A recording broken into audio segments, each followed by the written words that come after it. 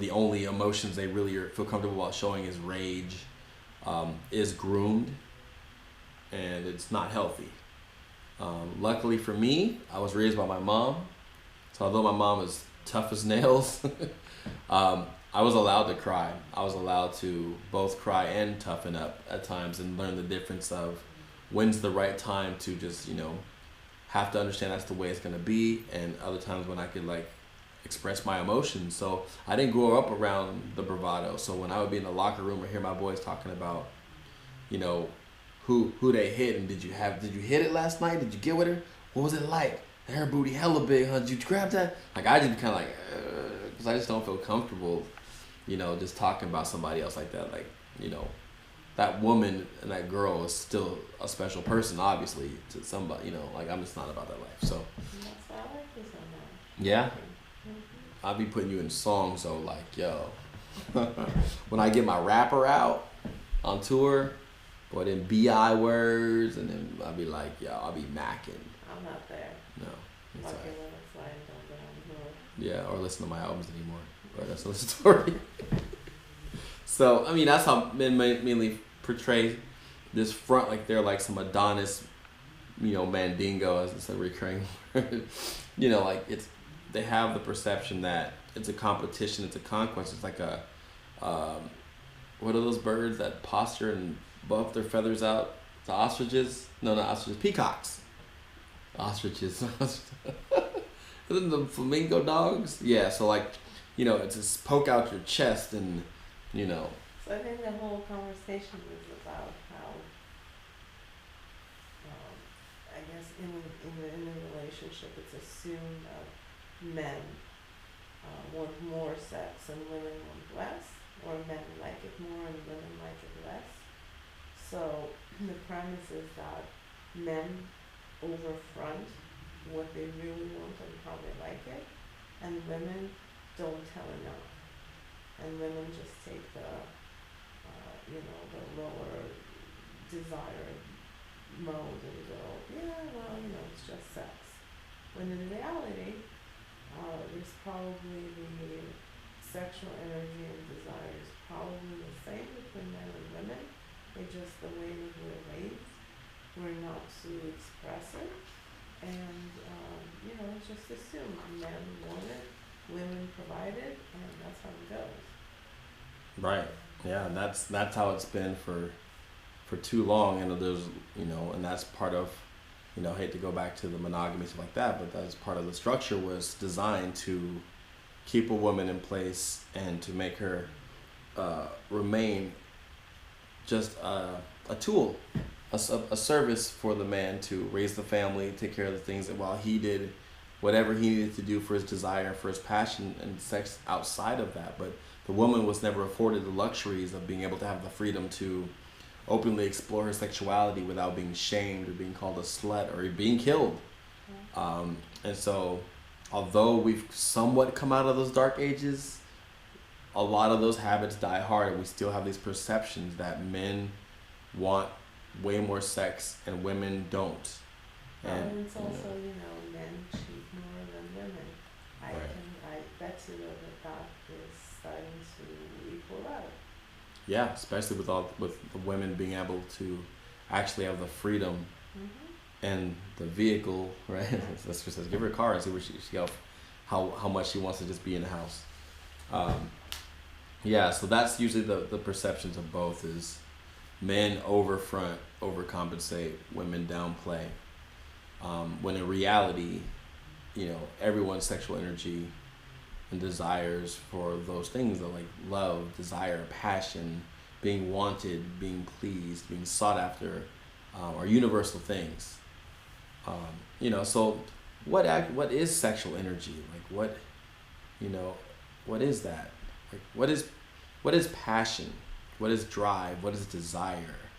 And these are things that we talked about in the last couple episodes that are usually the opposite of stability, security, predictability, routine.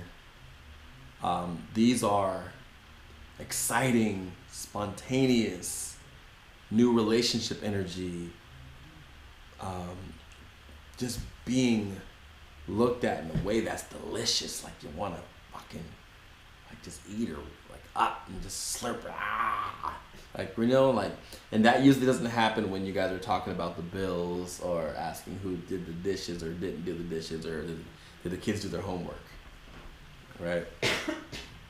So it's that desire, like, how do we ask, like, what is desire to you? Like, what does that mean to you?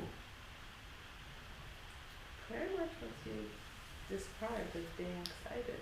It's being excited about myself, and it's being excited about experiencing something, someone. That's what it is. I think mine is mixed with curiosity and just, the new energy is always at play there. That's why it's, I guess, you could say difficult, but I'd say more challenging to continue to experience that same level of desire and passion with the same partner. It's not impossible, but it's definitely more difficult. But yeah, desire is to be excited. Yeah.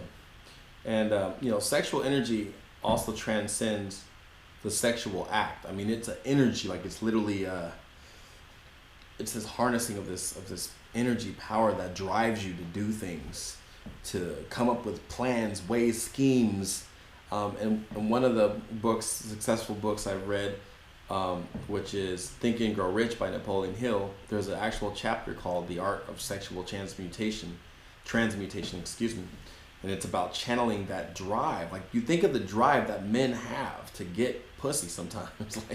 like the things that they will do. Like, they will concoct plans, they will romance, they will write songs, they will climb mountains, they will like be persistent as hell. They will find ways to woo this girl who, when they first met her, the girl was not feeling them, all the way over and over in different ways till that girl eventually gives in or sees his beauty or whatever.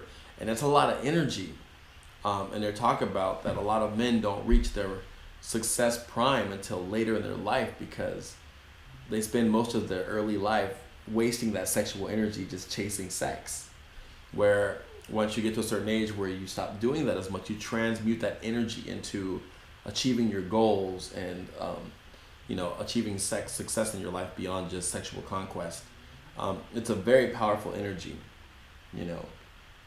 I always recommend men masturbate to unload their clip because it's the refractory period is a real thing. Like, if a man doesn't masturbate, that horny drive, like that edge he's on, can make him do a lot of crazy shit. But if they masturbate and you calm down, it's a different, it helps on the road. We'll ask if we have our special guest. We may or may not have special guests tonight, just so you know. But if we do, we'll ask them how masturbation plays a role in their lives on tour. Because if you're in a monogamous relationship and your girlfriend's at home and you're getting charged up by the show and by the women and the party, and what are you doing to release that energy? And so what I would always tell the artists that I tour manage for and road manage for is dude, when you get off stage and you meet this girl, you're talking to this girl and you're thinking about maybe we should I should hook up later with her. We should, until you exchange numbers. Go back to the hotel and masturbate. If after you masturbate you still want to mess with that girl, give her a call. But a lot of times cats be charged up, and once they unload their clip, they just want to call home. Alright, so how does drinking go with that? I don't know. You tell me. I haven't had drunk sex. I've never had drunk sex. No. With being on tour and being and performing and being excited, and then if you're drinking, how does that help? Well, I would say, based on what I've seen, a lot of times when you're charged up and you got some drink in you, a little bit of smoke in you, the next day to round out that triple play is a nice woman, a nice booty. No thinking, no. There's less thinking and there's more horny, and so it's a lot of girls get a lot cuter later in the night with a little bit of alcohol. That's why the next day they can discuss it in the tour bus or in the van. Okay, I did this and that, and they could care less about the woman. Yeah, no, I mean, which, sometimes. kind of makes you question the women, but Yeah, I mean, everybody has a reason. And that's why, like, I always try to, when I talk to guys and girls about, you know, the sex that goes on tour, a lot of women who are not about that look down on women who are about that. And I try to say, look, imagine you live in Bumshackle, Alabama, and you're in a small town and you have these same dudes around that you've seen forever and you're not feeling any of these people. Like, you're just not feeling that. And every now and then you get a group of folks coming on tour through your town who are excited, who are passionate, who are creative, who are not from Bum Shack in Alabama. Like, of course you want to spend time with them. Of course you want to be about that energy, and of course you're attracted to them. Like, that makes perfect sense. That doesn't mean that these women are less than or they're desperate than. It just means that, there's many reasons why women get with artists on tour. It's not just groupie stuff. would that be shocking that I had never thought about that? Knowing you, no. But a lot of women haven't thought about that. They just think, oh, it's just a groupie who has low self-esteem, who is just getting taken for the psychological ride. But I've met a lot of women who are like, yo, like, that's like, they're here to have a good time, and they get something from this good time. I definitely get something from this good time, and they leave. So there's ones who are like, I'm glad, like, that's cool. Like, I have other things to do, but and I like that energy, and I like it's a special thing. It's like, there's a lot of dynamic energy around artists who tour. It's not always good. Well, it's because they're excited. There goes desire, excitement. Yeah. It's heightened. It's new. It's novel. It's fleeing. It's not routine. Yep. And it's carpe diem. It's just season a day. So, I believe there's so many different reasons why that happens. Now, can I jump in? Jump in. Well, if you said no, I would still jump in. Don't jump in. So I did a little survey, and I asked a number of friends to list their most exciting sexual experiences, Mm-hmm. and it was fascinating. What did you find? Man. On their lists, all of their experiences were non-routine, Mm-hmm. fleeting, Yeah. and not necessarily, or mostly not with people that they are with now. Right. Or in a long-term sustained relationship. Right. And if it is with those people, it was the episodes that they described were before they got settled in. Right. Before they locked it down and got situated. Yeah, And, that was a very interesting experience. Completely, I just asked questions, and I didn't even think that I was going to get something that would be so consistent. But I asked guys, I asked girls, and it's the same thing. Yeah. It's the one night stand, it's the, I don't know, on the beach, in the church, it's those things. Right. Not in bed with the same person I'm with every night. Right. And it's this myth that people end up subscribing to, that once you settle down or you take it serious to that next level, the concession is your sex life is exchanged. That's not a myth. Well, I mean, it's a myth that people live out.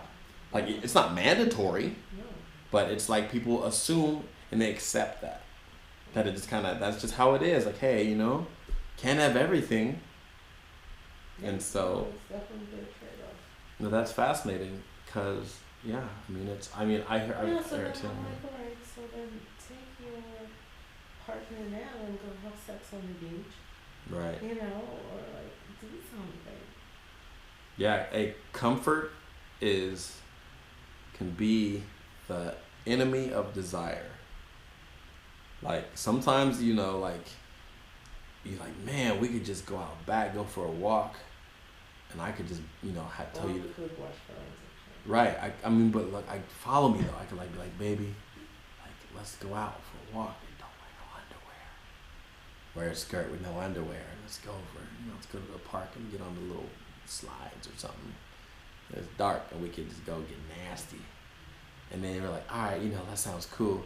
But once we get home, have a cool meal. There's dishes. There's laundry. And then we come upstairs and it's like, you get into bed and then it's like, TV comes on, and then next thing you know, it's like, I'm tired, man. It's all good. And I think that happens all the time. I mean, Well, the problem with that is if you let it happen all the time, and then one person is like, hey, we haven't had sex and whatever, or hey, we only do this, that's bad. You Right. can totally ride this out for whatever, as long as both of you are happy, like, you and I can do it a few nights and we're cool. right. But then, Well, because we know that there's time to make love and there's time to fuck, and we do both.